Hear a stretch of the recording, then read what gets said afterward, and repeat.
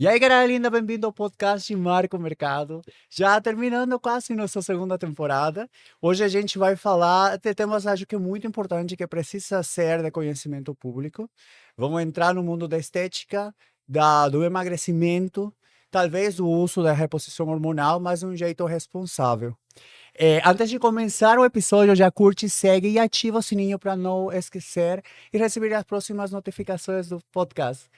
Nosso convidado tem uma trajetória marcada pela integração entre nutrologia, performance, longevidade e estética avançada. Contribui ao reconhecimento nacional oferecendo protocolos de emagrecimento, hipertrofia, modulação hormonal que atraem pacientes de todo o país, formado em medicina com especialização voltadas à obesidade, nutrologia esportiva, hormonização e terápias integradas de saúde, e ele se tornou referência pelo atendimento humanizado, pela didática clara e pelos resultados expressivos que entrega num consultório e nas redes sociais. Estamos falando do Dr. Tiago Garcia, bem-vindo aqui. Muito obrigado, boa noite a todos. Tiago, antes de começar, quero saber um pouco de você, sobre, bom, tua formação é bem ampla, passou pela nutrologia esportiva, emagrecimento, mas me conta um pouco como foi que você ficou interessado no mundo da nutrição e da saúde, e o que faz o doutor e humano que você está aqui na minha frente. Perfeito. Eu sempre digo que a nutrologia ela me escolheu. Eu sempre gostei de atividade física e na faculdade fui sempre indo para essa área, sempre estive tendenciado a ir para essa área. Sim. Quando você estava na escola, você já era das pessoas atléticas que gostava de fazer educação física. Você era ruim. Eu era muito ruim, eu sumia disso. Eu sempre gostei bastante de atividade física, sempre tive um estilo de vida mais saudável, mas isso foi até mais marcante a partir dos 15, 16 anos. Você aí se formou como médico e porque você se forma como médico geral e daí você se inclina na nutrologia como nutriólogo, não é? Isso mesmo. A gente faz 6 anos, né, de medicina, e aí você Sim. se forma como um clínico geral, e após esse período você presta ali a prova, faz pós-graduação na área que você tem mais afinidade. E a nutrologia, até muitos amigos acabavam falando para eu fazer. Ah, foi indicação de teus amigos, mas é porque te conheciam e sabia que S- você queria fazer, estava inclinada a essa área. Exatamente, já percebiam que era algo que tinha a minha cara e também acabavam falando. Então não foi só uma escolha minha, né? Os amigos também acabaram influenciando nessa escolha. É bom, eu acho que é bom, apesar de que é meio óbvio, mas talvez não seja do conhecimento de todo mundo, a diferença no nutriólogo e o nutricionista. Algumas pessoas realmente têm essa dúvida. Sim, O nutrólogo, ele é médico, então ele pode prescrever medicações, diferente do nutricionista. O nutricionista, ele é mais voltado ali para a parte do planejamento alimentar. E os dois em conjunto são essenciais, né? A combinação aí dos dois acaba formando um time aí bastante efetivo no processo de emagrecimento. acho que e não só no emagrecimento, né? Porque também quando você quer fazer uma planificação de ganho de massa muscular e tudo isso, você também é o time perfeito, né? O que É, todo mundo, a gente deveria recorrer para fazer certinho mesmo, né? exatamente, tanto para o emagrecimento, ganho de massa muscular ou para quem busca uma mudança do estilo de vida global. A alimentação é fundamental para ter essa mudança, né? Além disso, que, por exemplo, quando eu conheci o Brasil, e conheci São Paulo, eu vi, eu acho que também, acho que em várias partes do Brasil, às vezes as cidades que têm mar, tipo Rio de Janeiro, ainda são mais focados no treino, porque, bom, quase sempre estão aí de sunga, tem que estar gostosos. É, Mas é algo muito do brasileiro, isso de ir atrás do corpo padronizado, assim, para como falam algumas pessoas. exatamente. O Brasil é um dos países que mais consome estética, né? Não só na parte de nutrologia, mas também cirurgias plásticas, né? Algo que o É, brasileiro busca muito. Então é algo muito forte aqui para nós. E só aumenta cada vez mais, né, a procura por isso. o que diferencia seu olhar clínico dos médicos que seguem métodos mais tradicionais Fala um pouco sobre o que define o método Blue Health e como o método que você criou, não é? E Correto. como esta integração entre nutrologia, estética e performance e reposição hormonal funciona na prática. Perfeito. O programa Vamos lá. Nada. Quer repeta a pergunta? Pode ser. Tá. Vamos lá. O que diferencia o seu olhar clínico dos médicos que seguem tratamentos mais tradicionais? E me fala um pouco sobre o que define o método Blue Health, que é um método que você criou, e como essa integração entre nutrologia, estética, performance e reposição hormonal funciona na prática. O programa Blue Health ele foi desenvolvido por mim, assim que eu abri a clínica, tem mais ou menos 1 ano e 6 meses. Entendi. E esse programa, o diferencial dele é justamente o acompanhamento que nós realizamos com nossos pacientes. Então, nós realizamos ali um acompanhamento de perto. Os pacientes comparecem semanalmente ali na clínica. Nossa. Esse programa em específico, ele é para emagrecimento. Então, toda vez que vão ali na clínica, eles são pesados, eles passam por uma entrevista com a nossa enfermagem, que vai questionar como que foi a semana com relação à alimentação, atividade física, e sempre acaba passando bastante orientações, direcionamentos ali para o paciente seguir durante a semana. E toda vez que vem, ele pesa, faz a bioimpedância para avaliar a composição corporal. Isso acaba gerando ali uma sensação de compromisso, uma cobrança, e acaba sendo diferencial ali nos resultados, né? Ajuda bastante e acaba acelerando muito o emagrecimento. Então, isso seria o principal diferencial. E a gente sempre tenta combinar tudo, né? Tanto a parte da alimentação, então ele também passa pela nutricionista, refaz aí a rotina alimentar. E emagrecimento sem atividade física realmente é algo que não tem como. Então, são todos os pilares que a gente tenta fazer ali que o paciente mude, né? Que ele passe a abraçar esse novo estilo de vida, até para esse processo de emagrecimento não ser algo momentâneo, mas que dure, né? Depois que ele interromper o processo, ele mantém essa perda de peso a longo prazo. Não, e precisa ter esse acompanhamento, a junção entre atividade física e emagrecer, porque senão causa muita flacidez, extensão de pele também, né? Então precisa ter esse acompanhamento para evitar que as sequelas sejam muito mais evidentes. Com toda certeza, a atividade física é fundamental e também o músculo, né? Sempre algo que a gente bate bastante na tecla da importância de desenvolver massa muscular. O músculo, por ser um tecido metabolicamente muito ativo, ele gasta muita energia. Então, quanto mais massa muscular a gente tiver, maior vai ser o nosso metabolismo e mais fácil vai ser de manter essa perda de peso após a interrupção do tratamento. Então, o músculo é fundamental para quem busca emagrecimento. Acho muito interessante também esse segmento semanal, porque acho que ajuda também a demarcar as pessoas que em verdade estão comprometidas ou só estão, sei lá, porque deve ser difícil, né? É muito difícil porque, em caso de emagrecimento, em alguns casos, a obesidade também chega a ser um problema psicológico. Como vocês fazem nesse caso? Porque precisa ter também um acompanhamento psicológico ou não? Porque vem esses ataques de ansiedade de comer. Isso, nós temos alguns casos específicos de alguns pacientes que a gente acaba indicando essa questão do acompanhamento psicológico. Sim. Por enquanto, ainda não temos integrado o profissional na clínica, mas sempre orientamos quem realmente precisa. Quando a gente observa que tem um transtorno alimentar ali associado, realmente sem esse ajuste da parte psicológica, o tratamento acaba não sendo efetivo. A reposição hormonal, já entrando na parte da ganha de massa e tudo isso, é um tema cercado de polêmicas.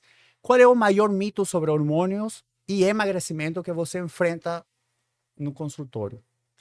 Bom, um mito que acaba enfrentando, principalmente com o público feminino, é sobre determinados hormônios. Um em específico, até que eu recebi uma paciente recente, é sobre a oxandrolona contribuir para o processo de emagrecimento. Então, eu recebi uma paciente com obesidade, ela tinha um IMC elevado, percentual de gordura bastante elevado, e ela queria utilizar a oxandrolona porque uma amiga da academia falou que a Que era oxandrolona emagrecia, sendo que pode ter um efeito totalmente oposto ao que ela busca. Como é um hormônio anabólico, né, ele ajuda ali no aumento da massa muscular, ajuda a ter um resultado associado à atividade física. Ela poderia ter um aumento da fome e piorar o quadro de obesidade na qual ela se encontrava. E ela estava totalmente ali com o pé atrás com relação à utilização de medicamentos para emagrecimento em específico. Mas estava totalmente aberta ali ao conselho que ela ouviu da amiga. O que acontece é que tudo, acho que muito da nossa cultura latino-americana é isso, né? É algo que vem desde que, sei lá, você sempre escuta tuas avós falando, que isso é bom solucionar assim, porque a amiga funcionou. Mas, inclusive, na medicina não existe o certo assim. Cada pessoa reage, cada corpo reage, o metabolismo reage dependendo o corpo próprio, né? Então, há coisas que podem funcionar para mim que para outra pessoa não. Então, tem que individualizar o atendimento. Exatamente, é o que eu sempre falo com os pacientes, não comparar o processo de emagrecimento dele com o de outras pessoas. A minha amiga emagreceu uma semana 20 quilos, não, 10 Exato. quilos, aí eu nada. Às vezes até utilizando a mesma medicação, alguma medicação voltada para o processo de emagrecimento, determinado paciente vai perder X quilos e outro não vai perder aquela mesma quantidade. Então é sempre importante não se basear no emagrecimento dos outros, senão acaba se frustrando, né? E desanimando. Pode ser desanimador, né? É, Você fala desanimador, gente, o portunhol. não. A clínica é para todo mundo, porque tem clínicas, por exemplo, que se especializam mais em emagrecimento, ganho de massa muscular masculina, público feminino, ou é bem misto, assim? É bastante misto. Nós temos todos os públicos, homens, mulheres, é bem misto. Idades também, novos, mais velhos. Então, doutor, quais são os riscos envolvidos com o uso de hormônios? Em que situações ela é realmente necessária e quando não é? E quais são os perigos de fazer essa reposição por conta própria sem ir para um profissional? Certo. A reposição hormonal no Brasil ela é indicada quando se existe realmente um declínio ali dos hormônios, né? Então, muito na menopausa, alguns homens com hipogonadismo, que é quando o testículo não é capaz de produzir ali níveis satisfatórios de testosterona. Aqui no Brasil não é aprovado a utilização da testosterona com fins estéticos. E o risco seria justamente fazer tudo sem acompanhamento. Então, com todas essas proibições existentes pelos órgãos regulatórios, acaba jogando ali o paciente a ficar sem acompanhamento. E isso acaba sendo muito mais arriscado do que ele fazer algo com controle, tendo ali o médico por trás, né, tentando reduzir esses riscos, né? Então, seria esses fatores que poderiam ser melhorados aqui no Brasil. Então, eu acho que, tomando em conta a nossa cultura, se você não é um pouco mais flexível com essa permissão de que pessoas, de que profissionais, doutores consigam nos ajudar, isso é muito prejudicial, porque, tipo, há dois caminhos. Ou eu faço com o médico, ou eu vou pego o estano e vou terminar com uma celulite que me leva na Santa Catarina. Entendeu? Então, Exato. quantas vidas puderam se perder ou se perdem por conta desse atendimento irresponsável, né, por baixo? Exatamente. A proibição ela não adianta, as pessoas vão continuar utilizando, então precisaria existir uma forma de redução dos danos. E com toda certeza o acompanhamento ajudaria muito nessa redução. Sem ir, sem ir longe, tem uma enfermeria que eu vou aplico porque é um pouco mais rápido que ir nas drogarias grandes. Primeira coisa que me fala, o que você vai aplicar? Depois terão só. Imagina a quantidade de misturas que se aplica em uma só injeção, assim. As pessoas acabam utilizando hormônios de cavalo, né, Sim. sem saber procedência, então o risco acaba aumentando bastante. Quando um paciente vai na tua clínica, quais são os exames básicos ou que são necessários para saber se a pessoa pode ou não fazer a reposição hormonal? Ou o uso de hormônios externos? É, sempre solicitamos exames hormonais gerais, então para avaliar não só a questão dos hormônios sexuais, mas demais hormônios, tireoide. Também alguns outros parâmetros que vão avaliar funcionamento de órgãos, né? Então fígado, rins, para avaliar se está tudo em ordem ali com a saúde daquele indivíduo e se ele está pronto para receber a reposição e se também tem a questão da indicação, se há indicação ou não ali naquele caso. Também alguns exames de imagem, nós solicitamos, a avaliação cardiológica é algo importante, ecocardiograma, teste ergométrico, para fazer uma avaliação geral ali da saúde da pessoa. até por conta da atividade física, né? Geralmente Sim. quem procura reposição hormonal tem esse cunho também da realização da atividade física e precisa ali estar bem para poder seguir em frente, né? E também, às vezes, você precisa estar já um pouco, o que normalmente aconselha, né? Que você precisa já ter uma certa hábito, talvez, para academia, para fazer a reposição hormonal. Por exemplo, já pelo menos tem que ter um tempo. Eu acho que é o recomendável, mas ter um tempo que você já sabe malhar, ou pelo menos já está malhando, porque se você chega logo com testosterona, acho que não é o mais. Que é algo bastante comum. As pessoas querem buscar ali no hormônio um milagre, né? Um É milagre uma para saída resolver. assim, de varinha mágica. E acha que o hormônio vai resolver tudo. Mas o hormônio não corrige dieta, não corrige atividade física. E é o que eu sempre falo, o hormônio ele não dá resultado se não fizer todo o resto certo. Então precisa fazer atividade física, precisa se alimentar direito, que senão não vai ter resultado nenhum.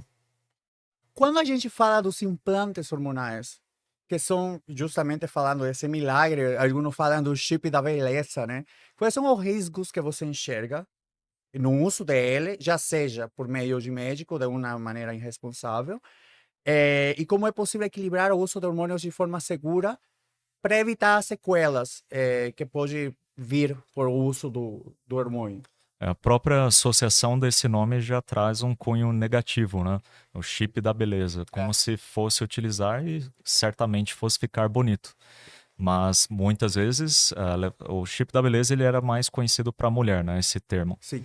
E muitas vezes os efeitos colaterais são tantos que fica tudo menos bonita. E tem toda a questão, né? Para ter ali um desenvolvimento de massa muscular, precisa treinar, precisa se alimentar direito. Então, para ter esse resultado, não é simplesmente colocar um implante.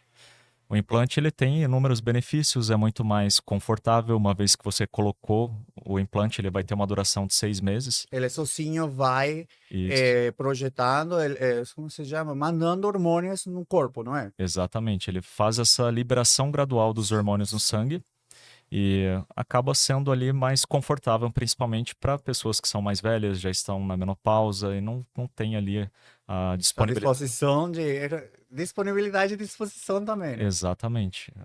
Eu lembro, doutor, meu marido é médico, psiquiatra. A gente, eu não conhecia a Floripa e tem um congresso de psiquiatria, psicologia, que, que acontecem uma vez no ano, acho, em diferentes cidades. Nessa vez foi Floripa. Aí eu acompanhei. Não sei por que ele me inscreveu. Aí eu fui, acho que 2 dias. A primeira palestra falava justamente das sequelas que pode acontecer com um implante. Não sei se pode ter alguma sobreindicação com as pessoas que têm algum transtorno psiquiátrico, mas uma das razões do implante que falaram que é muito negativo é que, como ele tem uma duração de 6 meses, se você tem uma sequela, você vai ter que ficar com ela 6 meses, causando essa sequela, e pode ser grave. Essa é a parte ruim do implante. Eu sempre ressalto bem para os pacientes que querem utilizar esse meio, né, o implante, que só muda o meio. O hormônio no sangue é o mesmo. Que uma vez colocado o implante, não tem mais como ser retirado. Isso falando dos hormônios, dos implantes que são absorvíveis. Que existem duas formas: tem os absorvíveis e os não absorvíveis. E realmente ali para tirar os implantes, que ele vai se integrando a toda a parte ali onde ele é colocado, aí só com cirurgia mesmo e ganharia uma cicatriz bem grande, né? Então a pessoa tem que estar ciente ali do que quer e também tem que ser feito tudo com segurança, né? A questão da dosagem, não utilizar doses muito altas para quem nunca fez, que cada corpo pode responder de uma forma diferente. Então, o menos é mais, vamos dizer assim. Muitas pessoas acham que nutrologia é só estética. Como você lida com esse preconceito? E o que existe além da estética no seu trabalho? E também porque, falando o que aconteceu comigo, meu marido é psiquiatra, e também, quando a gente está numa festa e apresentaram a ele, a prima falou: Nossa, ele é meu primo médico, mas é psiquiatra. Você sente também que talvez existe também uma desvalorização, talvez porque também não sabem que o nutrólogo é médico? Ao menos com relação aos parentes, não. Ainda bem. Então, era uma É, parente talvez com outros médicos, especial. né? Com outros É, médicos, talvez sim. Até pelo que a gente costuma lidar, né, na clínica, emagrecimento, por alguns não, alguns acabam não tendo uma visão tão boa. E com relação à primeira questão que você trouxe, sim. realmente algumas pessoas associam a nutrologia apenas com a estética, mas eu sempre digo que a estética é uma consequência de tudo que a gente trabalha ali diariamente. Então, em um primeiro momento, os pacientes vêm na clínica buscando uma melhor estética, mas esse paciente ele vem com quadro de obesidade, com inúmeras alterações ali de exames laboratoriais e no final, quando ele tiver passado ali pelo processo de emagrecimento, reduzido bastante o peso, reduzido a gordura corporal, a gente observa, repete os exames e observa uma melhora bem significativa e isso evita que ele desenvolva inúmeras doenças no futuro. Então, eu acho que o mecanismo de proxilaxia, em alguns casos, e mal que mal, quando você tem uma certa obesidade, as alterações que existem em triglicéridos, em colesterol, podem chegar a ser muito perigosos. Então, estamos falando de ou você faz para ter os níveis aceitáveis e levar uma vida sana, ou pode gerar um monte de outras doenças que, sei lá, pode ser até fatal, né? Com toda certeza.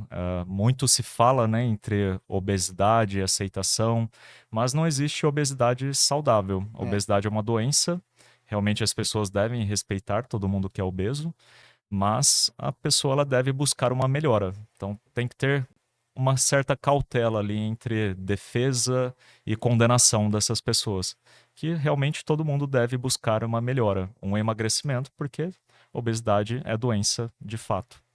Você já recebeu casos extremos, seja de pessoas querendo emagrecer de maneira arriscada ou buscando resultados irreais?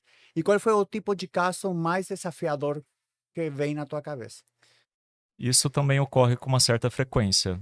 Geralmente são pacientes magras, que têm ali um IMC normal e buscam talvez algum transtorno, né, por algum transtorno relacionado à alimentação, buscam ali algum tratamento como com canetas emagrecedoras e acabam nos procurando ali no dia a dia. Já recebi uma paciente que tinha um histórico de anorexia no passado, Então, é isso que eu estava ah, pensando, é. com histórico de anorexia no passado e querendo utilizar a medicação, mas com IMC totalmente normal. Então ali tinha mais a questão psicológica do que propriamente um problema a ser resolvido no físico dela, né? E não só na anorexia, né? Se você, eu imagino, se você você tem bulimia nervosa, por exemplo, eu acho que, por exemplo, é meio conhecido que uma das primeiras sequelas que acontece quando você usa Mounjaro, por exemplo, são náuseas, né? Vontade de Exatamente. vomitar. Então, imagina o que pode provocar se você já tem um histórico de bulimia, se você ainda aumenta algo que te causa essa sensação, já não é só psicológica, como também é fisiológica. Exatamente. Também bulimia é algo que aparece no dia a dia. Pessoas com bulimia. Existe algum padrão que você observa em pacientes que têm resultados muito bons e outro padrão que não consegue aderir-se ao processo de emagrecimento ou de reposição? Perfeito. Os pacientes que costumam ter um resultado bom são aqueles que confiam naquilo que a gente passa. Então, logo num primeiro encontro já é possível ter uma ideia de quem vai dar certo ou não. E os que acabam dando errado são aqueles que não confiam no que é proposto, ou sempre tentam arrumar desculpas para os erros que têm. E isso, com toda certeza, acaba ali trazendo resultados muito ruins. Aqueles que não estão dispostos a passar pelo processo de emagrecimento, a não passar por uma mudança do estilo de vida. Por exemplo, para mim, estava nesses mesecinhos interessado em um nutriólogo e nutricionista. Acho que primeiro fui no nutricionista, não, fui no nutriólogo, aí ele passou, fez toda uma avaliação, eu já tinha feito exames prévios, passou para o nutricionista uma informação, mas eu não passei na nutricionista, e me mandou uma dieta, assim. Mas eu não sou muito bom de dieta, porque eu sou um pouco enjoado de repetir o mesmo jeito de cozinhar muitas vezes, entendeu? E a maioria da dieta é 250 de gramas de, sei lá, peito de frango grelhado, ou carne grelhada, ou algo grelhado. Então, Depois eu procurei um nutrólogo com nutricionista, estou fazendo acompanhamento, só que eu de louco estou fazendo agora, sendo que eu vou viajar de férias para França e tudo, então não vou conseguir. Mas agi um pouco melhor, mas ainda me faltou algo que eu nunca tinha ouvido, que era o personal diet, entendeu? Que me ajude a... Tá, a gente sabe a quantidade de calorias e proteínas que tenho que ingerir segundo minha biopedância, mas eu preciso que alguém me fala, sabe, você hoje pode fazer com esse molinho que não vai te engordar tanto, e amanhã pode fazer desse jeito, porque isso para mim super funcionaria. Do outro jeito, é sacrifício para mim. Realmente temos os dois perfis de pacientes. Tem aqueles que preferem uma dieta bem básica, para justamente não fugir dela, e tem os que preferem algo mais elaborado. Então, a melhor dieta é aquela que se adapta à sua realidade. Que a adesão aumenta muito, né? Quando você já tem ali algo preparado para o seu estilo do dia a dia. É algo que vai responder melhor com relação à dieta. Isso que senti falta de um, eu acho que um trabalho multidisciplinar, mais completo, entendeu?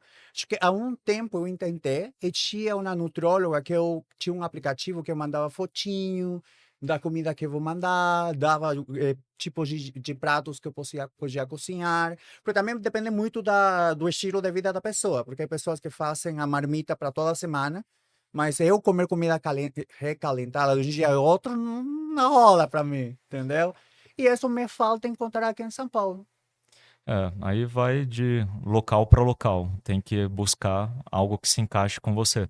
A gente sempre tenta adaptar para a realidade do paciente, para aquilo que ele gosta. Nós também temos esse aplicativo. Um deles é o WebDiet, que você tem essa opção de mandar foto, né? Tem várias receitas também que o próprio sistema ele ajuda, já tem ali algumas prontas, né? Ajuda a elaborar especificamente com o que for definido para o seu plano alimentar. Eu depois vou te pedir umas dicas pessoais aí.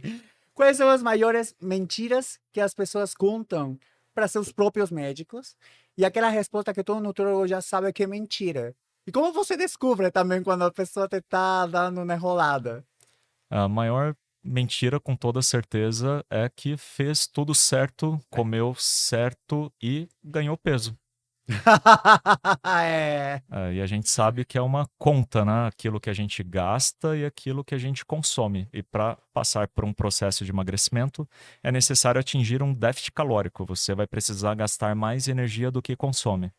Então é uma conta básica. Se você ganhou peso, é porque você comeu. Então, quando a pessoa vem falando, jurando que não fez nada errado, Comeu uma coisa de Nutella, assim depois. Né? essa é clássica, a gente sempre sabe que não tem como, né? Você ganhar peso da luz, aí só planta mesmo para Eu penso de fazer novo. fotossíntese. Agora também, chegou essa febre do uso de canetas emagrecedoras, né? Aqui no Brasil e no mundo. Mas junto com a popularização vieram também dúvidas e riscos. E a gente vai lá nas redes sociais e aparece que pode causar cegueira e tudo isso. Na sua prática, quais são as melhores opções de canetas emagrecedoras? E que cuidados a gente tem que fazer, que também pode ser mentira, porque você escuta ou lê nas redes sociais. A grande maioria desses efeitos colaterais graves, como a cegueira, por exemplo, é tudo fake news. Então. Realmente hoje existem medicamentos que são muito seguros, tanto o Monjaro quanto o Ozempic são medicamentos muito bons. Por enquanto, o número um em emagrecimento é o Monjaro. Tanto isso foi observado nos estudos, quanto a gente observa na prática. Mas todos eles são seguros. Monjaro costuma ter menos efeitos colaterais. Existem alguns efeitos colaterais clássicos, né? Então, náusea, constipação, diarreia, sensação de estufamento. Todos esses efeitos eles são bastante frequentes. E principalmente se você abusar com relação à alimentação. Então, quando come um pouco mais de fritura, come maior quantidade, acaba tendo efeitos colaterais mais significativos. Mas ambos são medicamentos muito bons. Eu recomendo e trabalho bastante com eles. Uma das sequelas que pode ter também, acho que como se chama? Não é que causa um intestino paralisado, mas ele também alerta, não, diminui a velocidade de digestão, não é? Correto, isso mesmo. Ele retarda o esvaziamento do estômago e do intestino. É. E até por isso que é bastante comum ter refluxo, né, de alimento. E é importante comer em pequena quantidade mais vezes ao dia para reduzir um pouco desses efeitos. Aí por isso que acaba gerando constipação e, em alguns casos, diarreia. Qual que é a diferença entre o Engove e o Ozempic? Ozempic. É. Na verdade, eles são o mesmo medicamento, o Wegovy e o Ozempic. A diferença é na questão das dosagens. O Wegovy ele começa com 0,25 miligramas. Aí tem outras apresentações, tem a de meio miligrama, tem de 1 miligrama. Esse é o Ozempic também. O Ozempic também tem de 0,25, 0,50 e de 1 miligrama. Isso, mas o Ozempic ele termina no de 1 miligrama. O Wegovy ele vai até Tem 2,4. 2,4. Isso. Não tinha E conhecido. o Ozempic ele foi estudado especificamente no início para diabetes. Tipo 2, né? Tipo 2, isso. E o Wegovy foi um estudo realizado para o processo de emagrecimento. Então, o Wegovy ele foi estudado, mas é a mesma molécula, o efeito é o mesmo de ambos os medicamentos. O que vai modificar é a dosagem. A dosagem depende do quê? Qual que é a dosagem correta? Existe a dosagem correta? Tem que começar com uma base, daí vai aumentando. Como você aconselha que se proceda? A recomendação, até observada na bula, é começar com a dose mais baixa. Alguns pacientes acabam necessitando ali de uma progressão mais rápida, mas o ideal geralmente é a cada 4 semanas você progredir a dosagem. E o ideal, a recomendação é que se chegue até a dose mais alta, que é a dose de 2,4 miligramas, pensando no processo de emagrecimento. Mas realmente alguns pacientes têm dificuldade de se adaptar nessas doses mais altas. Mas o que vai promover, né, mais perda de peso é justamente chegar ali nessa dose mais alta. E o aconselhável é você ir na crescente. Correto. E se você está tendo um resultado legal com dosagem básica, tipo 0,5, 0,25? Porque, vou falar a verdade. Nossa, eu estou falando de mim, né? Quando teve a miocardite, após de ter a miocardite, eu teve, por causa do excesso de corticoide que eu precisava para o tratamento, eu engordei, não assim, não cheguei a ser obeso, estava em 90 e mais, mas para mim, que fui de uma criança gorda, para mim foi muito chocante voltar a me ver assim, entendeu? Aí eu falei com o meu cardiologista, falei, olha, tem um período que eu tenho conhecimento que não posso fazer uso de hormônio, malhar horrores, então o que eu posso fazer? Aí ele me aconselhou começar com o Ozempic, porque nessa época acho que não tinha um Mounjaro, assim.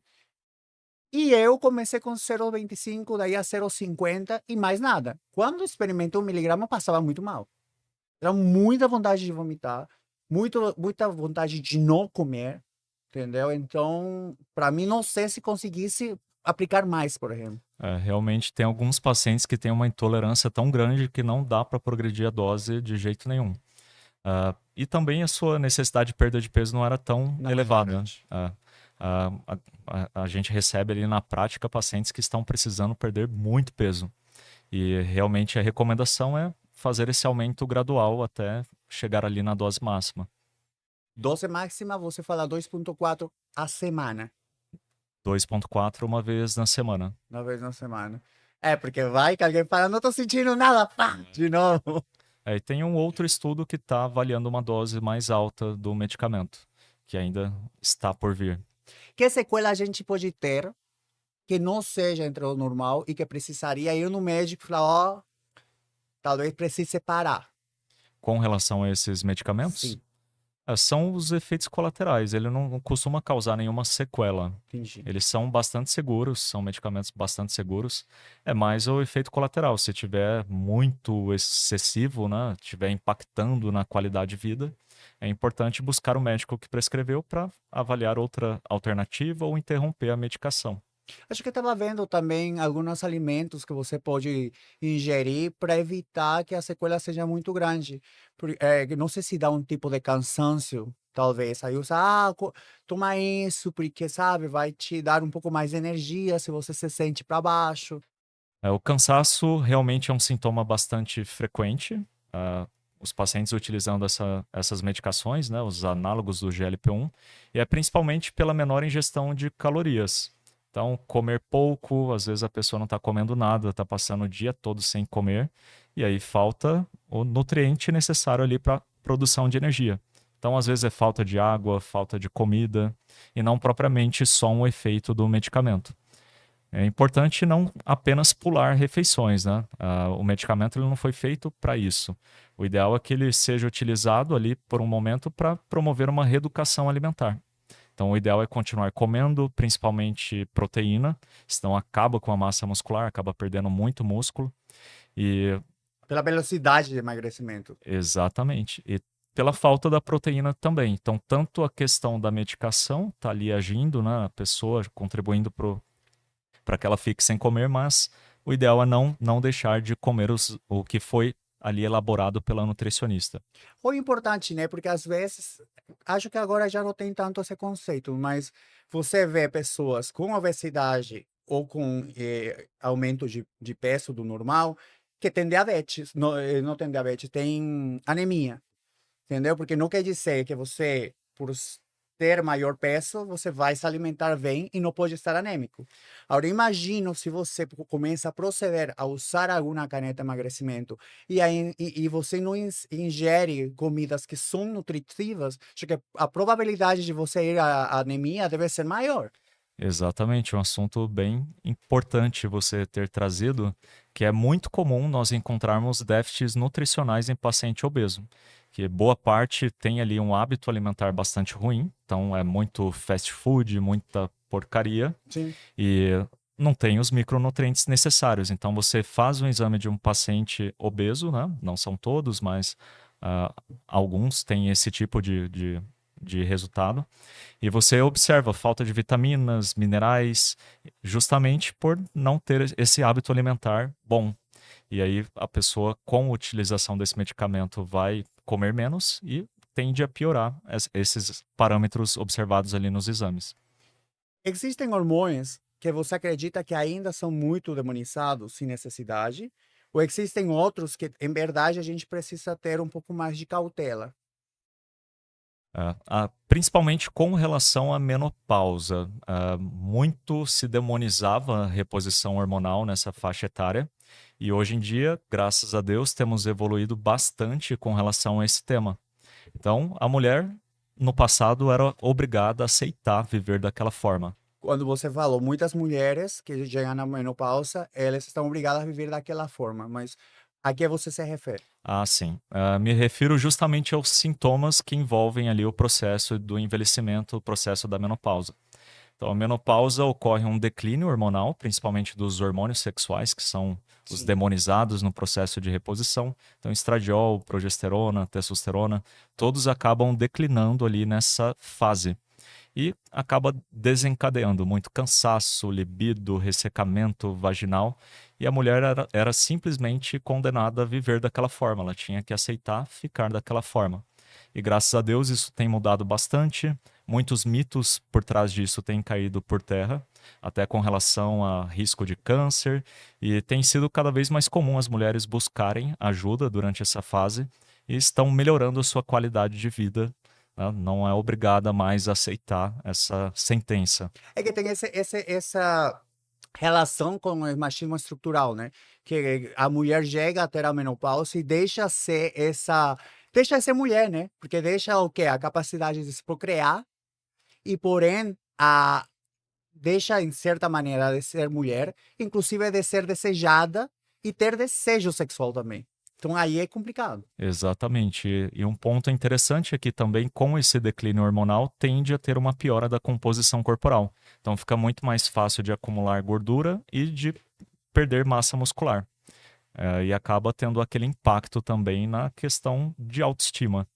Dentro da nossa comunidade, a procura por se manter mais jovem dentro da comunidade LGTB, que é APN+, está muito, sabe, acho que a gente tem medo de envelhecer, tem medo não ser desejado, né, de ser descartado, talvez. Então, na tua visão, na prática clínica, o que realmente promove a longevidade e desde que prevenções de doenças relacionadas a má alimentação e sedentarismo, até hábitos que mantêm a saúde em dia, a gente pode fazer. Um ponto bastante interessante, realmente na comunidade muito se tem do etarismo, né? Sim. A pessoa vai envelhecendo e vai deixando de ser interessante para a sociedade. E realmente a longevidade ela tem que ser buscada por todo mundo. E um ponto principal seria uma mudança do estilo de vida, ter hábitos de vida saudáveis, praticar atividade física, ter uma alimentação saudável. E não ter tanto essa preocupação apenas com a questão estética, né? Então deve ser buscada ali a longevidade na raiz central da questão. Eu gosto quando, acho que foi a Ricky Martin que fizeram uma entrevista falando justamente disso, da longevidade, e ela falou, eu não quero parecer um cara de 30, eu quero ser minha melhor versão no cara de algo, acho que tem 50 e um pouco, que eu sou. Isso é muito interessante porque a gente gosta de se comparar, né? De falar, nossa, eu quero esse corpo, eu não quero, sabe, quero saúde, quero me sentir bem, quero me olhar e gostar, é sempre se comparar. Exatamente, é um ponto importante, né? A gente não tem que estar preocupado apenas com se encaixar ali na questão estética, né? Num padrão estético. Temos que nos preocupar de fato com o que importa, que é a saúde como um todo. Aí algo que se fala muito, a partir de que idade vocês têm que se preocupar mais com o tempo, com o tema de massa muscular? Porque acho que a partir dos 30 que começa a gente perder massa muscular e mientras mais a gente envelhece, a perda de massa muscular é maior. Então já, tipo, tá por volta dos 60, a perda já é tão grande que se você não vai atrás, em verdade já pode causar, sei lá, maiores complicações. O mundo perfeito seria que todo mundo tivesse essa preocupação já desde a adolescência, pudesse começar a ter uma prática regular de atividade física, que, como você bem pontuou, a partir dos 30 anos começa a ocorrer o declínio da massa muscular e vai se intensificando ano a ano. Então é agora que a gente faz essa construção do nosso futuro. Então, tudo que a gente plantar aqui com relação à construção de massa muscular vai refletir em mobilidade, em autonomia. Então, ninguém quer ser dependente de outras pessoas, né, quando estiver ali mais velho. Então, pensando em ter uma longevidade saudável, chegar lá nos 60 conseguindo fazer tudo, né, Sim. até tarefas simples como amarrar um cadarço, essa autonomia é totalmente dependente de tudo que a gente plantar hoje. Então, eu falo, por exemplo, com minha mãe, com minha avó. Minha mãe é jovem, tem 50 e tantos anos, mas ela é psicóloga e com o tema de que há muitas psicólogas fazem online e o consultório dela é em casa. Então, ela acorda, toma banho, fica bonita e vai lá e não tem assim. Tinha, me falou várias vezes assim, Marco, nossa, eu não estou conseguindo respirar quando eu caminho. Eu tenho um problema de coração. Ela ficava se apertando o coração. Doutor, levei primeiro no SUS, fiz os exames e falaram, não senhora, o que você tem sedentarismo, seu coração está, ó, fez eletro com esforço. Lógico, ela teve que parar, mas não teve nenhuma alteração. Bom, aí ela, na Bolívia, a saúde pública é muito ruim. Aqui não. Eu já fiz muita coisa pelo SUS, sou muito agradecido pelo SUS. Mas aconteceu com ele. Mas no pensamento ela levei no Fleury. Que falou no Fleury? Ah, senhora, vai. Tome vergonha, deu umas voltas na praça, porque perde massa muscular, depois você perde força. E se você ganha peso, porque é algo que normalmente faz quando você é sedentário, você não vai ter a força nem para se levantar. Exatamente, é algo que ninguém quer, né? Ter essa dependência de outras pessoas. Nada como ser autônomo, poder fazer atividades básicas. Então é uma preocupação que todo mundo deveria ter já desde jovem. Como a gente é bom falar que você já tem uma quantidade de Instagram de seguidores muito bom, você cria conteúdo na internet, você influencia pessoas, porém também você consome o internet e as redes sociais. Então, se você pudesse modificar alguma prática comum da internet relacionada com saúde e estética, qual seria? Bom, o que eu mudaria com toda certeza seria essa cultura passada da utilização de medicamentos sem acompanhamento profissional. Então, desde a utilização de canetas emagrecedoras, uso de hormônios também sem acompanhamento, é algo que a gente precisa ter bastante cautela e fazer com responsabilidade. Tem que ter ali um acompanhamento médico, acompanhamento multiprofissional. Qual conselho você daria para as pessoas sobre saúde? E que é verdade, talvez você é difícil falar para tua paciente, entendeu? Sobre emagrecimento e sobre o uso hormonal ou ganho de massa muscular. Um conselho que eu daria seria o início da prática de atividade física desde jovem, que isso vai refletir totalmente no nosso futuro. Sim. Então, se os pais pudessem estimular seus filhos a iniciar cada vez mais jovens a atividade física, vai fazer com que esse indivíduo desenvolva ali essa habilidade, né? Que não tenha dificuldade de dar continuidade nisso lá no futuro. Agora, uma verdade com relação ao emagrecimento seria justamente tentar esse convencimento das pessoas que têm ali um estilo de vida sedentário a dar esse passo adiante e começar a fazer atividade física, do quão importante vai ser isso também no processo de emagrecimento. Olha, tem um tabu que você falava muito na minha cidade, sou de Santa Cruz, Bolívia, para quem não sabe, que era que se você fazia atividade física, tipo musculação, em uma curta idade, você iria evitar ou prejudicar o crescimento teu. É verdade? Não é verdade? E desde que idade é aconselhável? Isso realmente foi derrubado por terra. Eu também sou dessa Dessa geração, hein? geração. Porque eu queria começar a malhar aos 15, me falaram, você não vai crescer.